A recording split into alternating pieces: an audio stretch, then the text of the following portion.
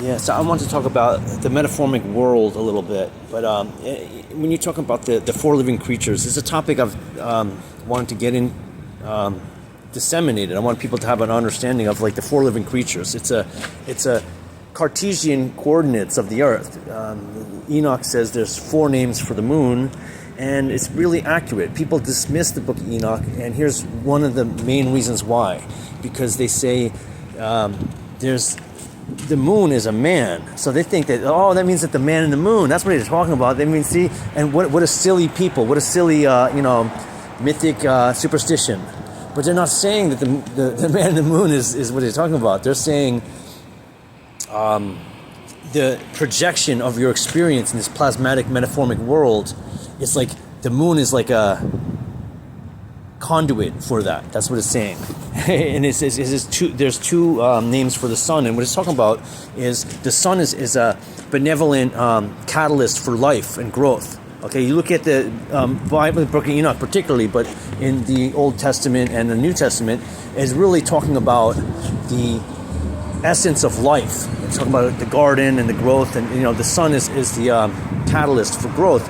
But the sun is also a place. It's like the dark sun, where you have all the demons in the light of day, and it is an eminent place for demons to have an occupation. To occupy the sphere. And so that's why it has two names. It has a name for the people of the light of day, and has the dark sun for the hidden demonic manifestation. They manifest as people, but these are the four names of the moon is talking about where it's like purgatory place where souls are stored. It talks about the chambers in the earth, and one is for the concordance with the people of the day, the people of the manifest plane world, and the other one is kind of like limbo. There's three chambers that it talks about where there's the it's kind of like a Tertullian place for strange spirits and beings, but they do intersect with our world. But my point being is that when you have like a lawlessness as like a grace, I just go along to get along, and explicitly the Bible says don't do that. That's wrong. You're to be set aside. And what does that mean? You have that the plasmatic manifestation that you're testifying to, measure per measure. You're not skewing judgments. Okay? But these other entities in these other chambers, it has a skewed measurements. So it's like you deal with demons like they don't do fair exchange. They'll claim to be Christians or whatever, but they're not going to do fair exchange, and they're motivated, and they're going to be manifesting in your life. Okay, this is part of the grace lawlessness, but you're supposed to be. These are the trials and tribulations. It's going to be demons. Demons are the ones that are going to be, committing these attacks on people for like mundane things. Like if you eat, drink a cup of coffee, that might activate it in demonic attack. So it's like to have a sanctified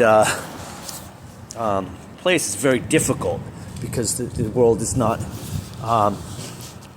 It's all mixed. It's a mingled thing. But this is why these are your trials and tribulations. So you can, as they say, the yoke is easy.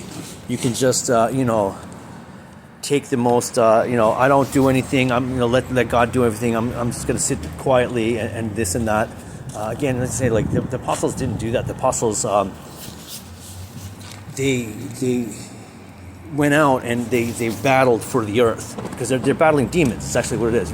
People don't realize this, that in the Bible story, it's really about the Nephilim and Jesus conquering their territories. That's what it is. And the apostles went to conquer the territories of the Nephilim. That's what's going on. And they had a lot given to them, so they had a lot expected of them. And it's not quite the same for other people. But nonetheless, when you have these go along to get along Christians, supposed Christians, who are doing things like lying, cheating, stealing, and I will say this, like hypocrisy, like censorship. This is a big one. I want to say this is like a really, really big one. So you got a guy like Charlie Kirk, who's always like virtue signaling. This is like total Pharisee. But it's not like you don't go to a college and make arguments with these people because they're not really educated. They're students in a college. Who are these people? Are they supposed to be educated? They're really not. And you don't go there and go, look how mighty I am. I'm defeating these, soft-minded people. That's silly. But what's even worse is he actually makes bad arguments. And they're doing it deliberately. So he's doing it. When Donald Trump won the election, Charlie Kirk was out there and he was making bad arguments. And he's actually galvanizing the opposition party. So the opposition goes, oh, this guy's a clown. The whole oppositions are clowns. We're going to be galvanized in our position. And that was intentional. He did it intentionally. He's censoring, so you can't point this out either. The censors are working together. So I'm saying that church-minded lawlessness, that's demonic. They are in union with demons. They're not testifying honestly. And it comes down to who are the synagogue. They are not testifying honestly either. They're not in service to Yahweh. They are fake in every sense of the word. They're not, by any definition. Here's a book, it's called the Bible. By this definition, these are not these people. And everything else about them is phony too. So these are just the most snake-like people there is. And the Charlie Kirks are right there. And this is a big group of people now. Now you're talking about a huge group of people. And they're able to Hegelian dialectic the whole population. Okay, which is what people are thinking. That's God's way.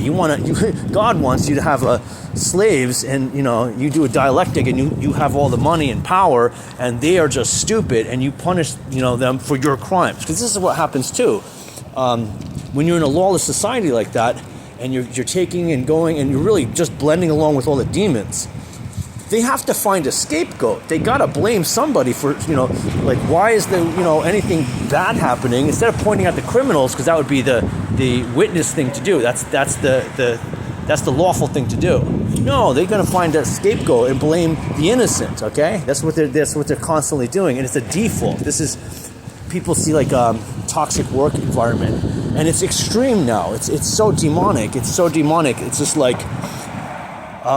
You're doing all the work and you have 10 guys just making trouble, and they're getting paid for this, and it's what are they doing? What's their service? It's it's falling apart. It's all it's for waste. Everything's being wasted. The customers and the owners, everything is just for waste, and it's just a playground of demons to torment anybody who they're upset with, and which is Paul says if you're following the gospel correctly, you're going to be attacked by demons. This is this is just it's a fact. And so again, when you say that the yoke is light, this is not. You can just say, hey, okay, it's light, lawless. That's my cross. I'm not going to do anything. And there's different levels of that. You can say it's light because I'm just I don't know what is true. I'm just gonna I don't know what to do and whatever. Maybe that's going to be fine.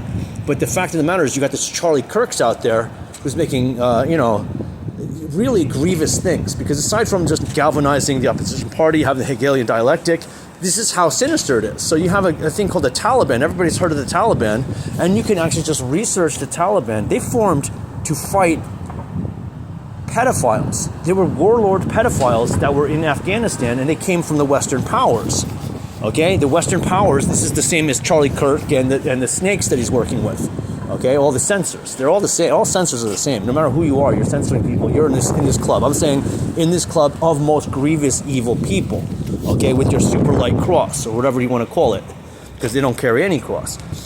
They're just liars. They're just devils. They're deceivers, and they make the cross so burdensome to people. All they want to have is a basic. Expression of wellness. That's it. They're not looking for more than that. They won't even give that. That's the point. They're so stingy and corrupt. They're not innocent. They're corrupt.